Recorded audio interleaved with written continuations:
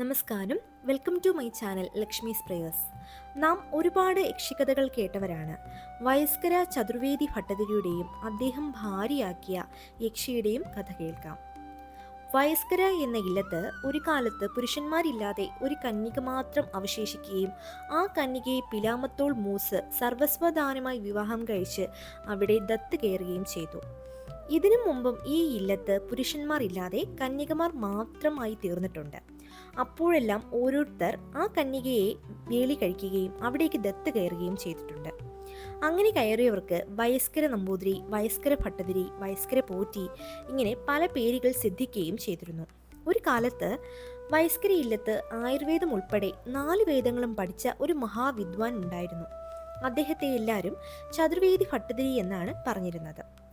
അദ്ദേഹം ഒരു മഹാവൈദ്യനും മന്ത്രവാദത്തിൽ വലിയ ജ്ഞാനിയുമായിരുന്നു.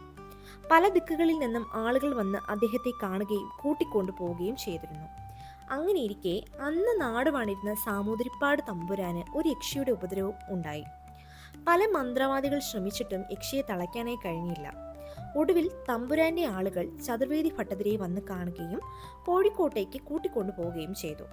തമ്പുരാന്റെ ദേഹത്ത് നിന്നും യക്ഷിയെ ഭട്ടതിരി ഒഴിപ്പിച്ചു.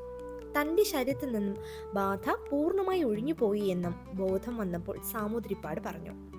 തമ്പുരാൻ പലവിധ സമ്മാനങ്ങളും നൽകി ചതുർവേദി ഭട്ടതിരിയെ സബഹുമാനം തിരിച്ചയച്ചു. കോഴിക്കോട്ട് നിന്നും ഏറെ വൈകി തിരിച്ചതിനാൽ രാത്രി ഒരു നമ്പൂതിരിയുടെ ഇല്ലത്ത് കയറി കുളിയും സന്ധ്യാവന്ദനങ്ങളും ഒക്കെ കഴിഞ്ഞ് അത്താഴവും കഴിച്ച് അവിടെ ഉപഗ്രഹമായിട്ടുള്ള ഒരു മാളികയിൽ ഭട്ടതിരി കിടന്നുറങ്ങുകയും ചെയ്തു. പാതിരാവായപ്പോഴാണ് തൻ്റെ അടുക്കൽ ആരോ വന്നിരിക്കുന്നതായി ഭട്ടതിരിക്ക് അനുഭവപ്പെട്ടത്. തലേണയുടെ അടിയിലിരിക്കുന്ന ഗ്രന്ഥമൊന്ന് മാറ്റിവെക്കൂ എന്ന് ആരോ പറഞ്ഞതായി ഭട്ടതിരി കേട്ടു. കണ്ണു തുറന്നപ്പോൾ സർവാംഗ സുന്ദരിയായ ഒരു യുവതി തൻ്റെ അടുത്തിരിപ്പുണ്ട്. നിലവിളക്കിന്റെ പ്രകാശത്തിൽ ഭട്ടതിരിക്ക് ആ സ്ത്രീയെ നന്നായി കാണാമായിരുന്നു. അവർ പിന്നെയും ഗ്രന്ഥം ഒന്ന് മാറ്റിവെക്കൂ എന്നാവശ്യപ്പെടുകയാണ്. പല സ്ഥലങ്ങളിലും ഉച്ചാടനത്തിനും ആവാഹനത്തിനുമൊക്കെ പോകുന്ന ഭട്ടതിരി തൻ്റെ കയ്യിൽ എപ്പോഴും ഗ്രന്ഥം വെച്ചേക്കും. ദുർദേവതകൾ അദ്ദേഹത്തെ ഉപദ്രവിക്കാതിരിക്കാനായിരുന്നു ആ ഗ്രന്ഥം കൈവശം വെക്കുന്നത്. നിങ്ങൾ ആരാണ്? എന്തിനാണ് ഇവിടേക്ക് വന്നത്? ഞാൻ ഗ്രന്ഥം മാറ്റിവെക്കുന്നത് എന്തിനാണ്? ഭട്ടതിരി 3 ചോദ്യങ്ങൾ യുവതിയോട് ചോദിച്ചു. രൂപലാവണ്യം കണ്ടപ്പോൾ തന്നെ അവർ സാധാരണ മനുഷ്യസ്ത്രീയല്ല എന്ന് ഭട്ടതിരിക്ക് തോന്നി. അങ്ങ് എന്നെ ഉപദ്രവിക്കില്ല എങ്കിൽ എന്ന് സത്യം ചെയ്യൂ, ഞാൻ പരമാർത്ഥം പറയാം എന്ന് യുവതി പറയുകയും അവളുടെ രൂപവിശേഷം കണ്ട് അവളിൽ മാനസനായി തീർന്ന ഭട്ടതിരി അപ്രകാരം സത്യം ചെയ്യുകയും ചെയ്തു. താൻ സാമൂതിരിപ്പാട് തമ്പുരാന്റെ ശരീരത്തിൽ കൂടിയിരുന്ന യക്ഷിയാണെന്നും അങ്ങ് ഒഴിപ്പിച്ചപ്പോൾ സ്വതന്ത്രയായി എന്നും യക്ഷി പറഞ്ഞു. ഭട്ടതിരിയിൽ അനുരക്തിയായി എന്നും ഗ്രന്ഥം മാറ്റിവെക്കാതെ ഭട്ടതിരിക്ക് തനിക്ക് സ്പർശിക്കാനാവില്ല എന്നും യക്ഷി പറയുന്നു. തന്നെ ഉപദ്രവിക്കില്ല എന്ന് സത്യം ചെയ്താൽ ഗ്രന്ഥമാറ്റമെന്ന് ഭട്ടതിരിയും പറഞ്ഞു. യക്ഷി സസന്തോഷം സത്യം ചെയ്യുകയും ഭട്ടതിരിയോട് തൻ്റെ ഇഷ്ടം വെളിപ്പെടുത്തുകയും ചെയ്തു. ഭട്ടതിരിയും യക്ഷിയും ഭാര്യ ഭർത്താക്കന്മാരെ പോലെ അന്ന് രാത്രി അവിടെ കഴിയുകയും ചെയ്തു. പിറ്റേന്ന് വെളുപ്പിന് ഇല്ലത്തേക്ക് പുറപ്പെടാൻ തയ്യാറായ നമ്പൂതിരിയോട് തന്നെയും ഇല്ലത്തേക്ക് കൊണ്ടുപോകണമെന്ന് യക്ഷി ആവശ്യപ്പെട്ടു. യക്ഷിയോട് ഒരുപാട് സ്നേഹം തോന്നിയ അദ്ദേഹം യക്ഷിയെ ഇല്ലത്തേക്ക് കൊണ്ടുപോയി. അവർ ഭാര്യ ഭർത്താക്കന്മാരെ പോലെ തന്നെ സന്തോഷപൂർവ്വം വയസ്കര ഇല്ലത്ത് കഴിഞ്ഞു വന്നു. ഭട്ടതിരിക്കല്ലാതെ മറ്റാർക്കും തന്നെ ആ ദിവ്യമൂർത്തിയെ കാണാനും കഴിയില്ലായിരുന്നു. അങ്ങനെ ഏതാനും കാലം കഴിഞ്ഞപ്പോൾ യക്ഷി ഭട്ടതിരിയിൽ നിന്നും ഗർഭം ധരിക്കുകയും ഒരു പെൺകുഞ്ഞിനെ പ്രസവിക്കുകയും ചെയ്തു.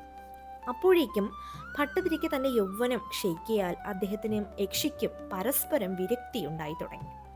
തൻ്റെ മകളെ ഉപേക്ഷിച്ച് യക്ഷി സ്വസ്ഥാനത്തേക്ക് പോവുകയും ചെയ്തു. യക്ഷിയുടെ അനുഗ്രഹത്താൽ ആ പുത്രിയും ദിവ്യയായ ഒരു യക്ഷിയായി പെട്ടെന്ന് തന്നെ യൗവനയുക്തയായി തീരുകയും അന്യന്മാർക്ക് അദൃശ്യമായി തന്നെ ഇല്ലത്ത് തന്നെ താമസിക്കുകയും ചെയ്തു. ചതുർവേദി ഭട്ടതിരി ചരമഗതിയെ പ്രാപിക്കാറായപ്പോൾ സപുത്രിയായ യക്ഷിയെ അടുക്കൽ വിളിച്ച് സ്വകാര്യമായി താൻ മരിക്കാൻ പോവുകയാണെന്നും നീ ഈ ഇല്ലത്തിൻ്റെ പരദേവതയായി ഇവിടെ തന്നെ വസിക്കണമെന്നും ആവശ്യപ്പെട്ടു. നിന്നെ ഒരു പരദേവതയായി ഇവിടെയുള്ളവർ ഇന്നും ആചരിക്കുമെന്നും പറഞ്ഞു. എന്നിട്ട് അദ്ദേഹം തൻ്റെ സജാതിയായ ഭാര്യയിലുണ്ടായ മകനോട് യക്ഷി ഭാര്യയായി തീർന്ന കഥയും ആ പുത്രി ഉണ്ടായതും ആ പുത്രി കുടുംബ പരദേവതയായി താമസിക്കുന്നതും ഒക്കെ തന്നെ പറഞ്ഞു. യക്ഷിയായ പരദേവതയെ ആചരിക്കേണ്ട ക്രമവും രീതികളും മറ്റും മകനോട് പറഞ്ഞിട്ട് അദ്ദേഹം മരിച്ചു.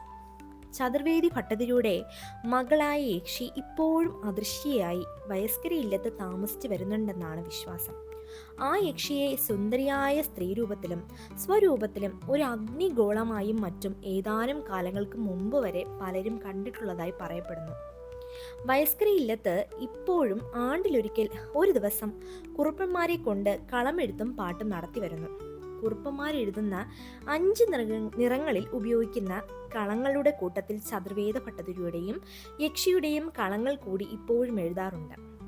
യക്ഷിയെക്കുറിച്ചുള്ള പാട്ടിൽ ചതുർവേദ ഭട്ടതിരിക്ക് തിരുമകളായിരുന്നമ്മ എന്നു കൂടി പാടുന്നുമുണ്ട്. ഇപ്പോഴും ഈ ഇല്ലത്തെ സംരക്ഷിക്കുന്ന പരദേവതയായി യക്ഷി കുടികൊള്ളുന്നുണ്ട്. വീഡിയോ ഇഷ്ടമായെങ്കിൽ please like, share and subscribe. Thanks for watching.